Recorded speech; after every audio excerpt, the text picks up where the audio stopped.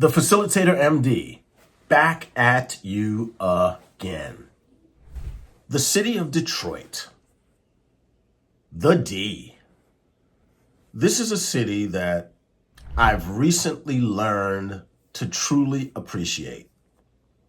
It's always been there, doing its thing, but now the Facilitator MD is bringing you to Detroit in a series of videos. The first video is going to be about city planning and how the city of Detroit uses its city planner and planners to impact the way the city looks, the way the city feels, and the way people in Detroit live and breathe. We have an exclusive interview, and we spent time with the city planner of Detroit. Let's first find out, what is a city planner? What do they do? How do you become a city planner? And what is Detroit doing as a result of the planning and the work of this individual and all of those hardworking men and women that work for him? Antoine Bryant, city planner, Detroit, Michigan. Hit the subscribe button, hit the notification bell, and share this video with anybody who might find it interesting.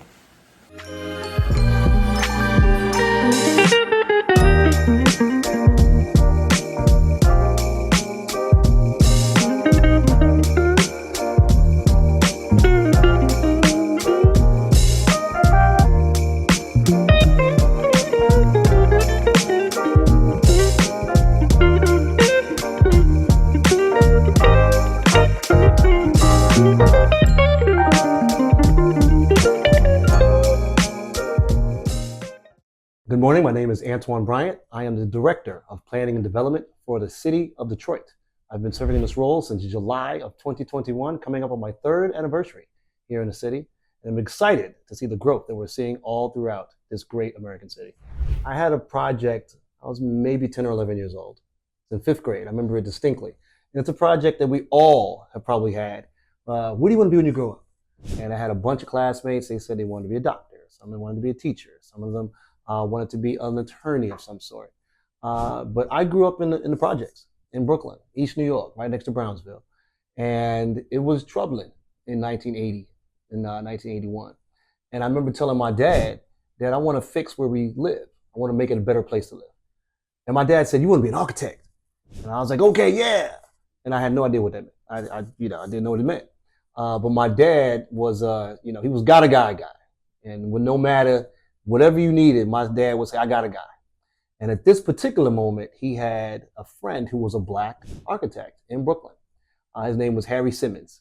And what I remember distinctly was that Mr. Simmons spent probably the better part of 14, 15 hours with myself and my best friend, Kenyatta Reed, at his home, at his brownstone in Bedford-Stuyvesant, the entire day. He talked to us about architecture.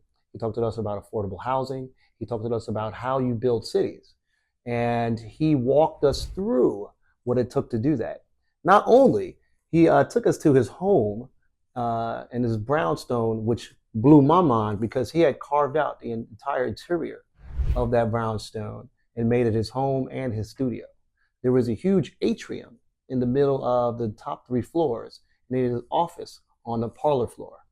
And, for an 11-year-old kid from the projects, I had never seen anything like that. Then he allowed us to build a model home using chipboard and plexiglass. And we got to bring that model home to class. And I got an A in the project. I was very excited.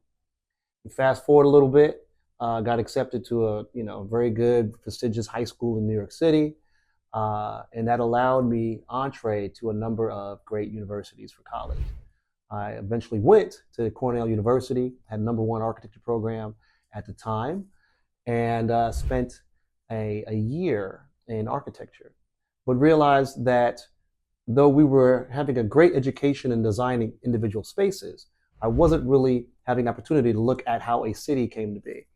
And the department that I was accepted to was the School of Architecture, Art, and Planning. And I began to take a couple planning courses. What is planning about?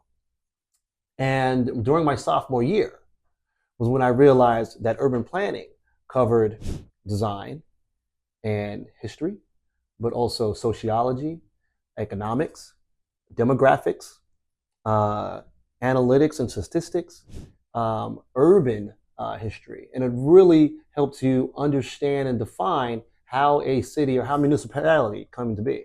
So I transferred my major and got my undergrad degree in urban planning from Cornell. So it's really called Bachelor of Science in Urban and Regional Studies. Went to grad school because I still wanted to design to pursue my master's in architecture, and now have the opportunity to be well versed in both disciplines. But ultimately, I wanted to help cities come to be. And then over the course of now a nearly 30-year career, I've been involved in every part of the built environment, everything from design of individual buildings to community development, working on the nonprofit side.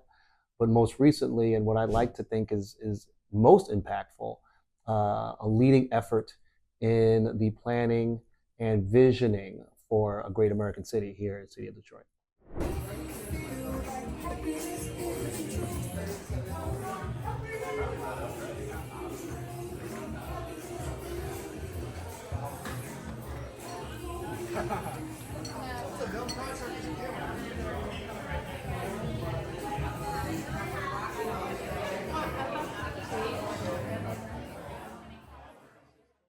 How city and urban planning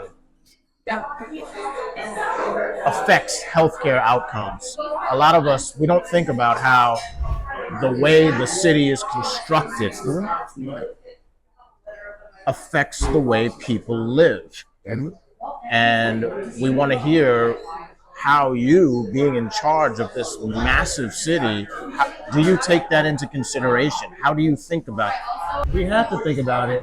And I would argue one of the things that is not addressed enough by planning and by healthcare is the very real circumstances of environmental racism. One of the challenges that we see in Detroit, and we've seen with a number of municipalities, is that a lot of environmental threats are often located or immediately adjacent communities of color.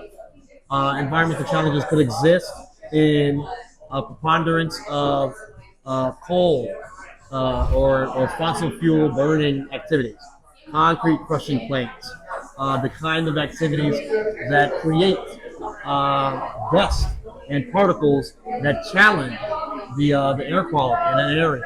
The preponderance of factories that are only or exclusively placed either adjacent or within communities of color. Even today, that is an issue where too many factories are located or seeking to locate either in communities of color or communities of lower income populations. And so we are actively in our municipality here in Detroit mitigating or prohibiting those sorts of activities being within our communities, because there are too many communities that you're seeing higher instances of asthma, of blood conditions in communities of color because of these kinds of uses being too close. We're looking at the availability or the increased availability of sidewalks. People have to have safe ways to navigate around communities.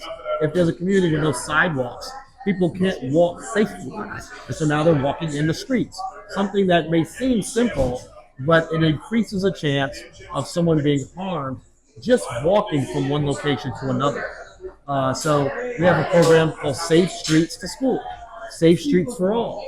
How do we ensure that people can move around the city and not feel threatened by vehicular traffic? We have to think about, so you're talking about vehicular transit, pedestrian orientation, the availability of clean air.